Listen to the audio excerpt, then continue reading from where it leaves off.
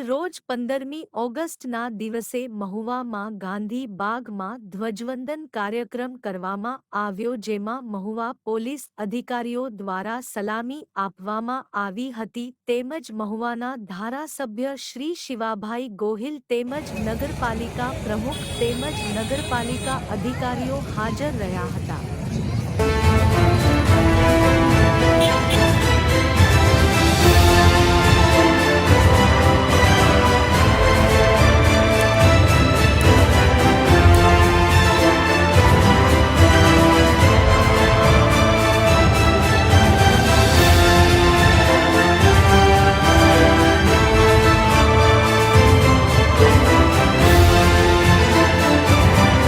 ભારતનો 78મો સ્વતંત્ર દિવસ નિમિત્તે મહુવા ખાતેના આજે આપણા રાષ્ટ્રને સલામી અર્પણ કાર્યક્રમમાં ઉપસ્થિત સૌ નગરજનોને હું સહર્ષ આવકારું છું। સાથે સાથે આ 78 વર્ષ પહેલા જ્યારે અંગ્રેજ શાસનની બેડી સમગ્ર ભારતમાં હતી 100 વર્ષ સુધી, અને એને અંગ્રેજોને ભારત દેશમાંથી ખદેડવા માટે અને અમારો દુનિયાનો સૌથી બીજા નંબરનો વિશાળ ધરતી ધરાવતા રાષ્ટ્રને આઝાદ કરાવવા માટે હજારો નહીં લાખો નાગરિકોએ આ દેશને આઝાદી અપાવવા માટે સ્વતંત્રતા સેનાની બનીને પોતાના બલિદાન આપ્યા। સર્વોચ્ચ બલિદાન દેશ માટે, ધરતી માટે આપ્યા છે।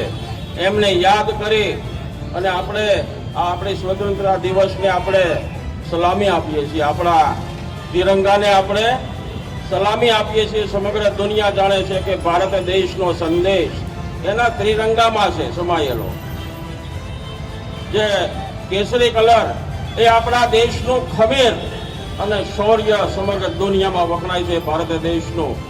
વર્ષોથી આપણું 5000 વર્ષથી જે આપણા રાજાઓ રાજ કર્યું, સુશાસન કર્યું, એનું ખમીર આપણા ઇતિહાસમાં કંડારેલું છે, એનું શૌર્ય આપણા ભારત દેશના ઇતિહાસમાં કંડારેલું છે 5000 વર્ષનું।